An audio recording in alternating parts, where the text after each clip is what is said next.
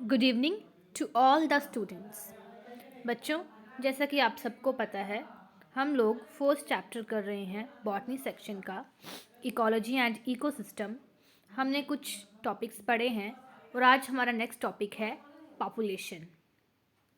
सो हमारे सिलेबस में मेंशन है पर्टिकुलर लाइक पॉपुलेशन, इसके एट्रीब्यूट्स क्या क्या हैं या कौन कौन से ऐसे फैक्टर्स हैं जो इसको इफ़ेक्ट कर रहे हैं, और बीच में आगे भी कुछ पोर्शंस हैं। सो हम इनको वन बाय वन स्टडी करेंगे। First we will study that population. Population होती क्या है? Population is basically the group of the individuals, ऐसे इंडिविजुअल्स का ग्रुप जिनकी स्पीशीज़ सेम है। ठीक है, वो एक ही स्पीशीज़ को बिलोंग करते हैं और कैपेबल हैं आपस में मेटिंग के लिए। वो आपस में इंटरब्रीड कर सकते हैं, मेटिंग कर सकते हैं। एक स्पेसिफिक जोग्राफिकल एरिया में वो दो स्पीशीज़, सेम स्पीशीज़ रह रही हैं और आपस में इंटरब्रीड कर सकती हैं। That one is known as population. ठीक है, तो उसे हम कहेंगे पॉपुलेशन। जैसे ह्यूमन पॉपुलेशन है, डॉग्स पॉपुलेशन है, वो आपस में सेम स्पीशीज़ हैं। हम ह्यूमंस जो हम सेम स्पीशीज़ हैं, हम आपस में इंटरब्रीड कर सकते हैं, मेटिंग कर सकते हैं। अब कौन कौन से ऐसे फैक्टर्स हैं जो पॉपुलेशन को इफ़ेक्ट करेंगे? आपको एग्ज़ाम में क्वेश्चन ऐसे भी आ सकता है कि फैक्टर्स बताइए, कौन कौन से ऐसे फैक्टर्स हैं जो पॉपुलेशन के रेट को इफ़ेक्ट कर सकते हैं।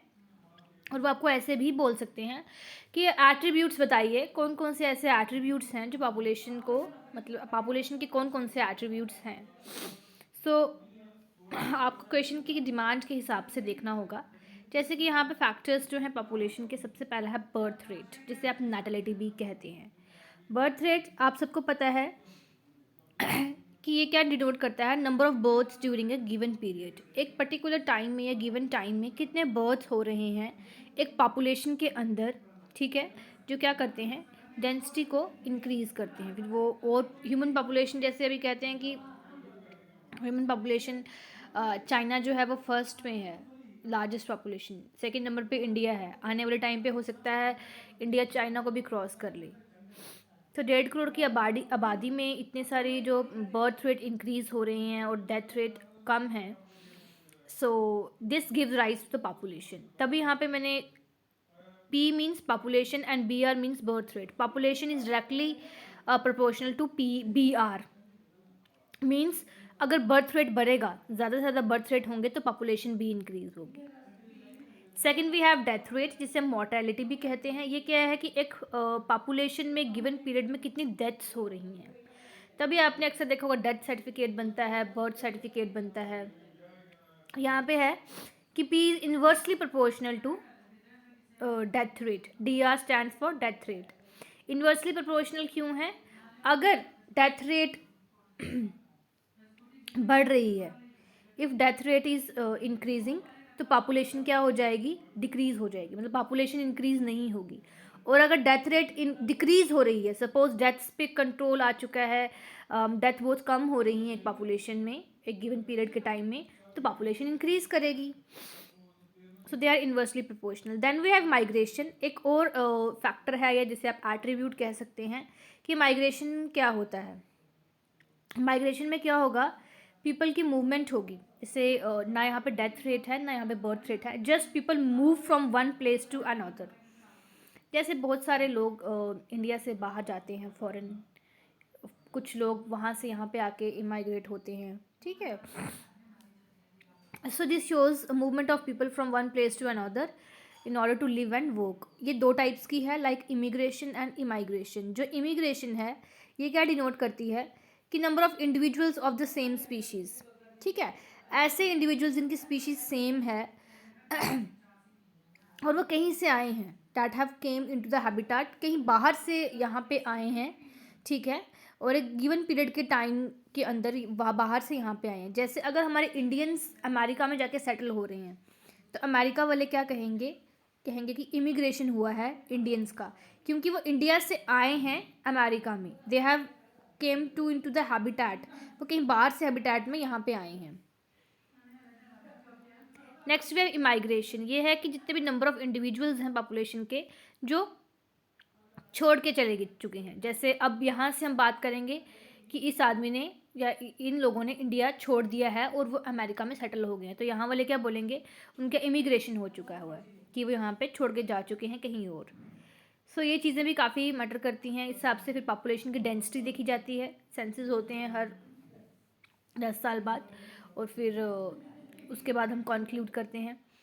सेक्स रेशियो और एज डिस्ट्रीब्यूशन जो है ये भी पॉपुलेशन के एट्रीब्यूट्स हैं, और एक जो पिरामिड सा बनता है वो जो है पॉपुलेशन को रिफ्लेक्ट करेगा कि पॉपुलेशन कैसी है। एक और टॉपिक है इसके साथ ही, ग्रोथ मॉडल्स। अगर हम ग्रोथ मॉडल्स या ग्रोथ कर्व्स की बात करें तो दो तरह की होती हैं, like exponential growth curve and logistic growth curve. अगर हम एक्सपोनेंशियल ग्रोथ कर्व के बारे में बात करें, जब रिसोर्सेज बहुत एक्सेस में हैं तो वो एक्सपोनेंशियल ग्रोथ कर्व शो करेंगे, और लॉजिस्टिक ग्रोथ कर्व कब होती है, जब सोर्सेज लिमिटेड हों और स्पीशीज़ को क्या करना पड़ता है, एक दूसरे के साथ फाइट करनी पड़ती है उन रिसोर्सेज के लिए।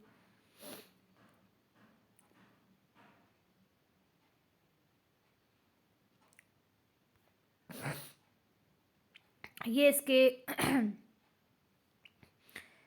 डायग्रामेटिकली ग्राफ में रिप्रेजेंट किया है। Number of individuals and time के हिसाब से एक्सपोनेंशियल फेस है कि रिसोर्सेज जो हैं वो limited, they are in excess. और यहाँ पे ये शो किया हुआ है कि जो रिसोर्सेज जो हैं वो क्या है, एक्सेस में हैं। ठीक है, रिसोर्सेज जो हैं वो लिमिटेड हैं लॉजिस्टिक ग्रोथ में, और एक्सपोनेंशियल ग्रोथ में क्या है, रिसोर्सेज जो हैं वो एक्सेस में हैं।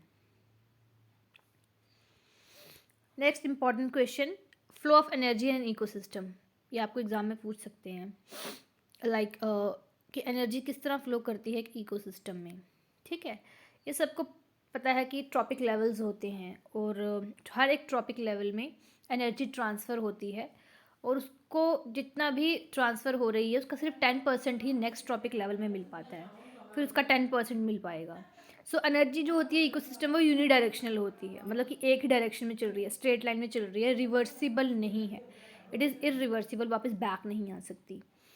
सो इसके लिए जो 10% लॉ दिया गया था, लिंगडॉन ने दिया था 1947 में, ये है कि जितनी भी 90% एनर्जी है वो वेस्ट चली जाती है। जैसे सन एनर्जी ग्रैब करते हैं, या हम जितनी भी एनर्जी ले रहे हैं उसमें से जो 90% हिस्सा है वो वेस्ट हो जाता है किसी भी तरह, ओनली सिर्फ 10% फिजियोलॉजिकल प्रोसेस के लिए यूज़ होता है। ये एक जस्ट आउटलुक है।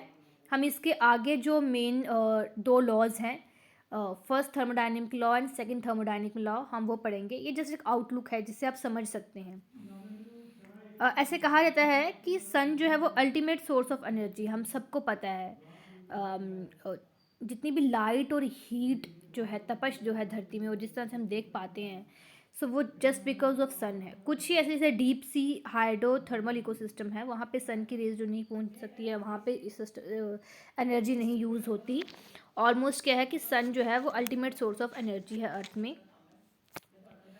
सो क्या होता है कि जितने भी सोलर रेडिएशंस हैं, जो इंसिडेंट सोलर रेडिएशंस हैं जो पड़ती हैं, इंसिडेंट रे पता ही होगा आपको, जो पड़ रही हैं अर्थ पे, उसमें से 50% से भी कम जो है वो होती हैं फोटोसिंथेटिक एक्टिव रेडिएशंस।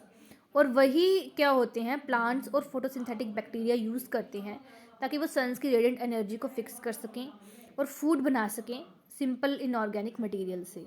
और प्लांट्स क्या करते हैं कि वही, मतलब 2 से 10% के बीच में उस फोटोसिंथेटिक एक्टिव रेडिएशंस, जिसे हम शॉर्ट फॉर्म में पार कहते हैं, वो यूज़ करते हैं। ठीक है, सो वो इतनी यूज़ करेंगे, आगे वो प्रोड्यूसर्स हैं, आगे जब कंज्यूमर्स तक जाएगा और आगे टॉपिक लेवल में जाएगा वो उसका भी 10% होता जाएगा। सो ये हम आगे अपने टॉपिक में पढ़ेंगे कि कैसे एनर्जी ट्रांसफ़र होती है। ये एक जस्ट एक ग्राफिकल आउटलुक है कि किस तरह से प्रोड्यूसर से हर्बीवोर्स, हर्बीवोर से कार्निवोर्स, कार्निवोर से टॉप कार्निवोर्स, ये एनर्जी जो आप देख रहे हैं नॉन यूटिलाइज्ड। आप थोड़ा इसको जूम करके देखिएगा, ये पेंसिल से लिखा हुआ है। ये सारी वेस्ट जा रही है, decomposes and ultimately in the community heat. So ये है एक flow of energy and ecosystem. इसके आगे हम मेन जो इसके फ्लो ऑफ एनर्जी के लॉज हैं, फर्स्ट एंड सेकंड थर्मोडायनेमिक, वो हम नेक्स्ट लेक्चर में कंटिन्यू करेंगे। Thank you and God bless you all.